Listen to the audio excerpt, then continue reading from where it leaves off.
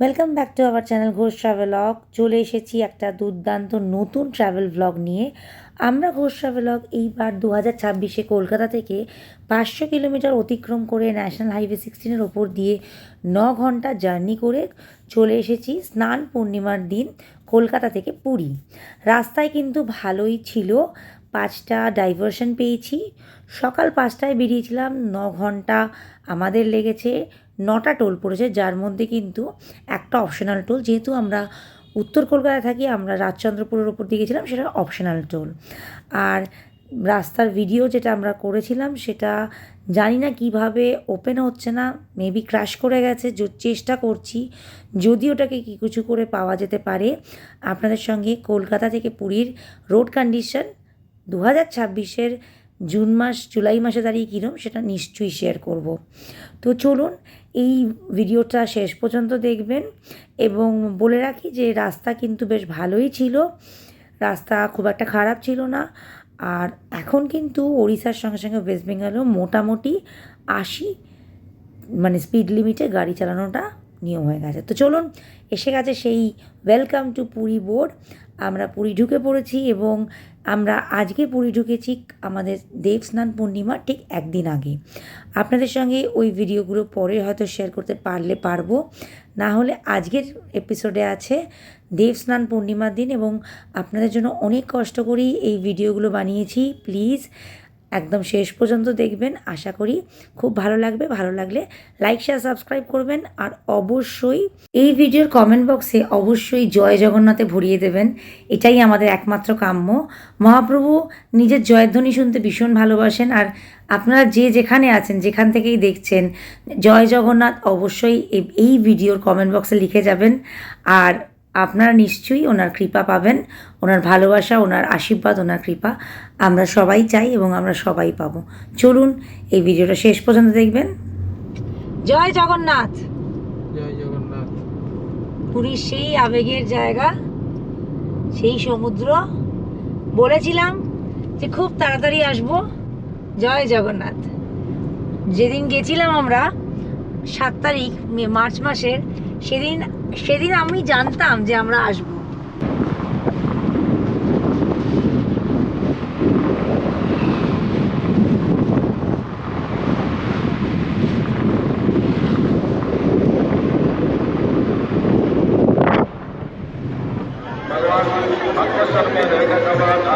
Morning, welcome back to our channel Ghosh travelogue.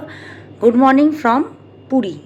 তো আজকে হলো সবচেয়ে বড় দিন, স্নান পূর্ণিমা। এবং স্নানযাত্রা এখনও স্নান শুরু হয়নি। মহাপ্রভুকে অলরেডি বেদিতে এনেছেন, সব কিছু মোটামুটি রিচুয়াল শুরু হয়ে গেছে।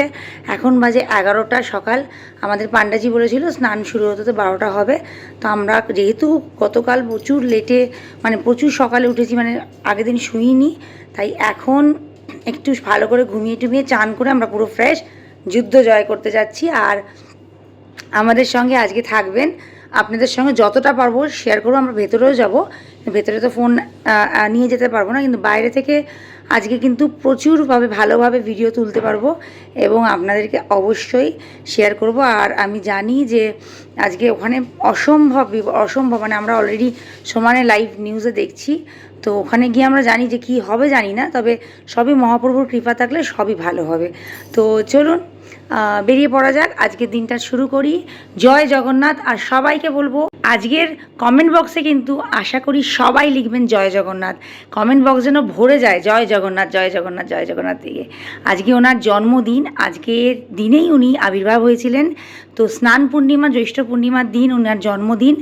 তো এবার যেহেতু পড়েছিল আপনার মলমাস পড়েছিল, তাই জন্য এরকম একটু দেরিতে হচ্ছে। তো চলুন ওনার জন্মদিনের দিন ওনাকে দর্শনও করাবো আপনাদেরকে। আর সঙ্গে করে আপনাদের থেকে আশা করব আপনারা লিখবেন জয় জগন্নাথ। প্লিজ ভিডিওটা শেষ অবধি দেখবেন, ভালো লাগলে লাইক আর সাবস্ক্রাইব করে যেতে ভুলবেন না, অনেক ভিডিও আসবে। চলুন আমরা বেরিয়ে পড়েছি। এই রাস্তাটা দিয়ে ঢোকা যাবে না,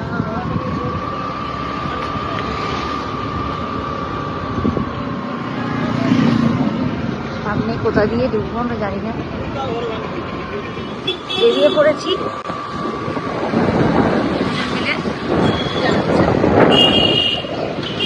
লাস্ট পথ for auto toto and all, তাই না? আগে আগে আগে লাস্ট করবো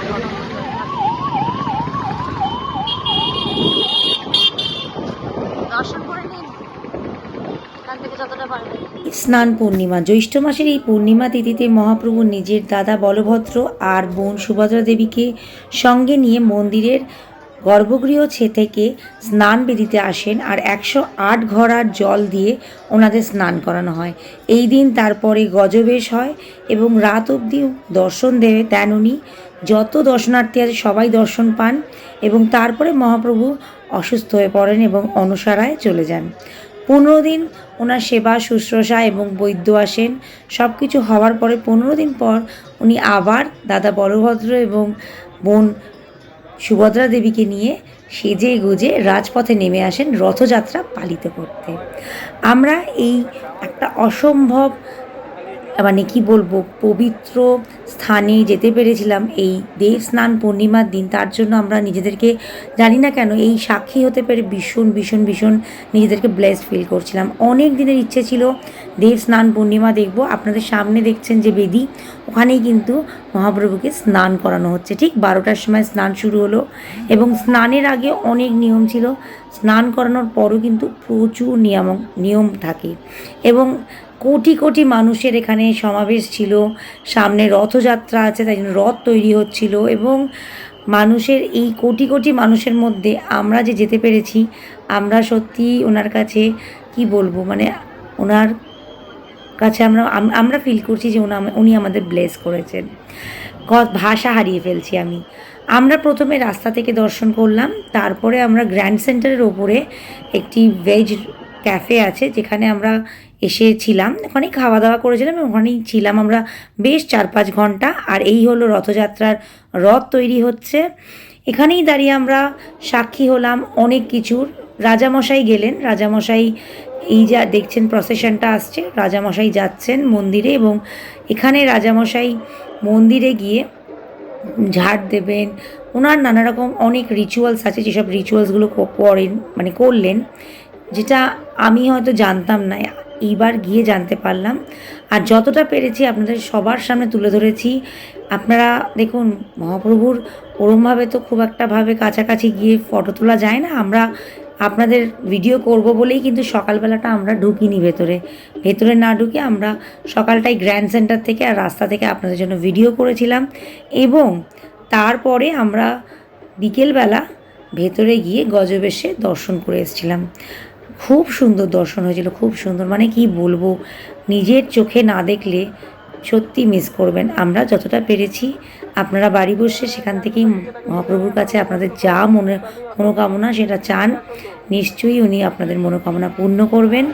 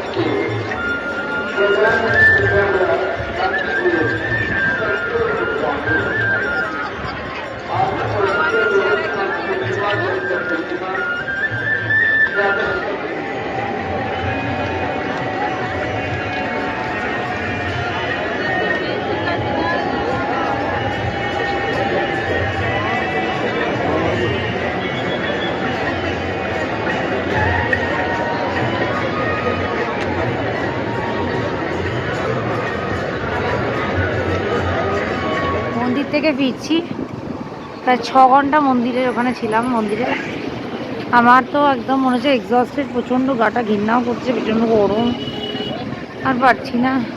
জগন্নাথের যদি অজ্ঞান হয়ে পড়ে যায়, এই জন্য একটু খাইয়ে দাইয়ে দিয়েছে।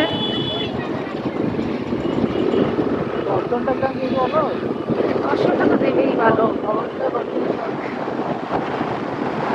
দর্শনটা তো দিতেই হবে। আমি কত ভালো, এই এটা কোথায় তোমার মাথার হেলমেটটা? এই যে সোনার বাংলা, ওখানে একটা মন্দির রয়েছে, তারপরে চলে যাচ্ছে হোটেল ড্রিমল্যান্ড, এদিকে সমুদ্র।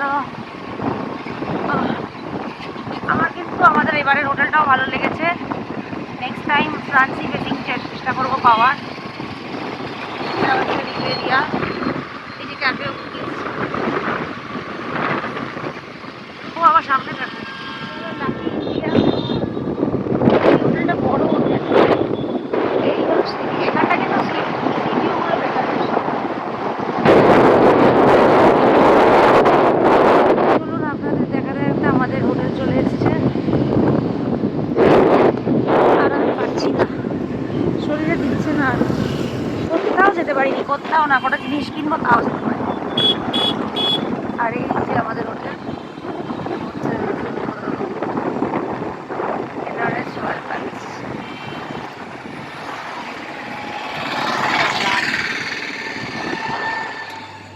আমরা মন্দির থেকে বাড়ি এলাম, অসাধারণ করে তো আপনাদেরকে দর্শন করিয়েছি। আমরা গজবেশ দেখে তারপরে কিন্তু আমরা ব্যাক করলাম। ব্যাক করে পুরো শ্যাম্পু ট্যাম্পু করে চান করলাম, কিন্তু প্রচণ্ড কাদা, প্রচণ্ড যা তা অবস্থা হয়েছে। অতক্ষণ ছিলাম 5-6 ঘন্টা। তো শ্যাম্পু করলাম, চান করলাম, এখন আমরা খেতে বসছি। এখন হোটেলেই আমরা তো হোটেল এনআরএস রয়্যাল প্যালেসে আছি এবার পুরীতে। তো এনআরএস রয়্যাল প্যালেসেই আমরা অর্ডার করলাম। এখানে খাবার কিন্তু বেশ ভালো, ক্লাব স্যান্ডউইচ অসাধারণ খেতে, তাই না? আর তার সঙ্গে ফিশ ফিঙ্গার। আচ্ছা, কি বলে, সোনার বাংলাতে খেলাম। কি বাজে ছিল আগের বার। ছিলাম এদের শেফ যে আছে খুবই ভালো শেফ, মানে অসাধারণ খেতে। হ্যাঁ, না না, সোনার বাংলার এটা ভীষণ বাজে ছিল। আমি কাউকে রেকমেন্ড করবো না সোনার বাংলা এসে মানে ওদের ক্যাফেতে খাবার কথা। এখন বেরোচ্ছি, চলো। এনআরএসের লিফটটা কিন্তু ক্যাপসুল, তবে এত হেজি কেন আমি জানি না।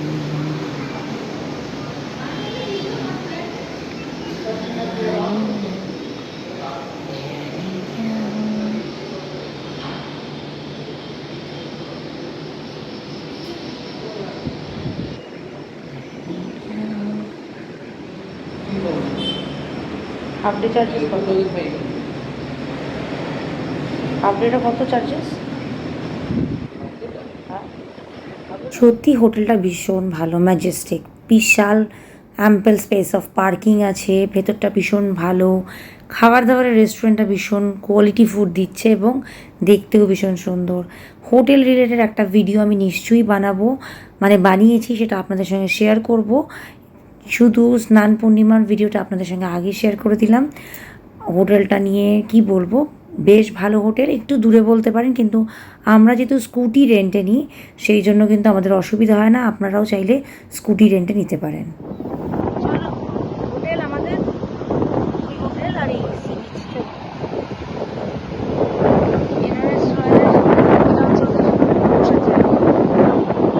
কথিত আছে মহাপ্রভুর দর্শন ও পুজোর সঙ্গে সঙ্গে সমুদ্র স্পর্শ করতে হয় পুরী গেলে। তীর্থস্থানের অনেক কিছু নিয়ম থাকে, এগুলো আমরা আমাদের মা ঠাকুমাদের থেকেই শিখেছি। তাই আজকে আমরা চলে এসেছি সমুদ্র স্পর্শ করতে। পুরীর আরেকটি নিয়ম আছে, 3 রাত্রি থাকতে হয়। যদিও আমরা এবার 3 রাত্রি পারলাম না, তবে হ্যাঁ, এই বছরে আমরা অলরেডি 3 রাত্রি থেকে এসেছি। আমরা দৌড়ে গেছিলাম, এবং যারা আপনারা দৌড়ের ভিডিও দেখেননি তারা অবশ্যই আমি ডিসক্রিপশন বক্সে আর আই বাটন লিঙ্ক দিয়ে দেবো, গিয়ে চেক করে নিতে পারেন। ওটাতে কিন্তু কলকাতা থেকে পুরীর পুরো রোড ডেসক্রিপশনটাও আছে, রোড ডিটেলসটাও দেওয়া আছে, ওটা চেক করতে পারেন। ওখানে কিন্তু আমরা 3 রাত্রি ছিলাম। তো আমরা সমুদ্র স্পর্শ করে নিলাম এবং আমরা এবার যাচ্ছি মন্দিরের দিকে। আরেকবার মহাপ্রভুর দর্শন করব শ্রীমন্দিরে গিয়ে, এবং আমাদের পান্ডাজি বলেছে আজকে রাতে কিন্তু আমরা মহাপ্রসাদ খাবো। সেই মহাপ্রসাদের আলাদাই একটা মাহাত্ম্য। মহাপ্রসাদ নিয়ে কী বলবো বলুন, এ তো ভাগ্যের ব্যাপার। তো আমরা সমুদ্র দর্শন করে বেরিয়ে পড়ছি শ্রীমন্দিরের দিকে। এবার সেরকম ঘোরাঘুরি করলাম না, খুব শর্ট ট্রিপ ছিল। আমরা বেরিয়ে পড়েছি পুরীর রাস্তায় স্কুটি চালিয়ে।